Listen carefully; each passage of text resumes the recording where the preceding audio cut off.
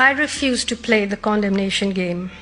I do not tell oppressed people how to resist their oppression or who their allies should be. The point is to educate ourselves about the history and the circumstances under which they came to exist. The root of all the violence, including the violence of October 7th, is Israel's occupation of Palestinian land and its subjugation of the Palestinian people. History did not begin on October 7th, 2023. I ask you, which of us sitting in this hall would willingly submit to the indignity that Palestinians in Gaza and the West Bank have been subjected to for decades?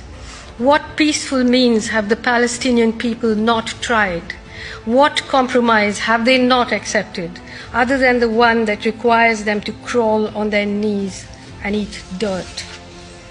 Israel is not fighting a war of self-defense. It is fighting a war of aggression, a war to occupy more territory, to strengthen its apartheid apparatus and tighten its control on Palestinian people and the region.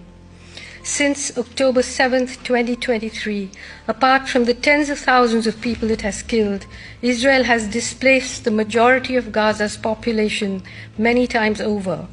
It has bombed hospitals, it has deliberately targeted and killed doctors, aid workers, and journalists. A whole population is being starved. Their history is sought to be erased. All this is supported both morally and materially by the wealthiest, most powerful governments in the world and their media. There is no daylight between these countries and Israel. In the last year alone, the US has spent $17.9 billion in military aid to Israel. So let us once and for all dispense with the lie about the US being a mediator, a restraining influence, a party to the genocide cannot be a mediator. Not all the power and money, not all the weapons and propaganda on earth can any longer hide the wound that is Palestine, the wound through which the whole world, including Israel, bleeds. Who would have thought that the US government would, in the service of the Israeli state, undermine its cardinal principle of free speech by banning pro-Palestine slogans? The so-called moral architecture of Western democracies, with a few honorable exceptions, has become a grim laughingstock in the rest of the world. When Benjamin Netanyahu holds up a map of the Middle East in which Palestine has been erased and Israel stretches from the river to the sea, he is applauded as a visionary who's working to realize the dream of a Jewish homeland.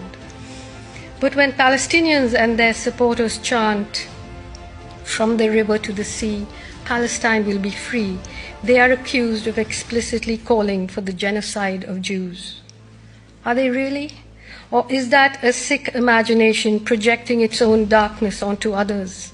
An imagination that cannot countenance diversity, cannot countenance the idea of living in a country alongside other people, equally with equal rights, like everybody else in the world does. An imagination that cannot afford to acknowledge that Palestinians want to be free, like South Africa is, like India is, like all countries that have thrown off the yoke of colonialism are, countries that are diverse, deeply, maybe even fatally flawed, but free. When South Africans were chanting their popular rallying cry, "Amandla, power to the people," were they calling for the genocide of white people? They were not. They were calling for the dismantling of the apartheid state, just as Palestinians are. The war that has begun now will be terrible, but it will eventually dismantle Israeli apartheid. The whole world will be far safer for everyone, including for Jewish people, and far more just. It will be like pulling an arrow from our wounded heart. If the US government withdrew its support of Israel, the war could stop today. Hostilities could end right this minute. Israeli hostages could be freed. Palestinian prisoners could be freed. How sad that most people would consider that a naive and laughable proposition. As the horror we are witnessing in Gaza and now Lebanon quickly escalates into a regional war, its real heroes remain outside the frame, but they fight on because they know that one day, from the river to the sea, Palestine will be free.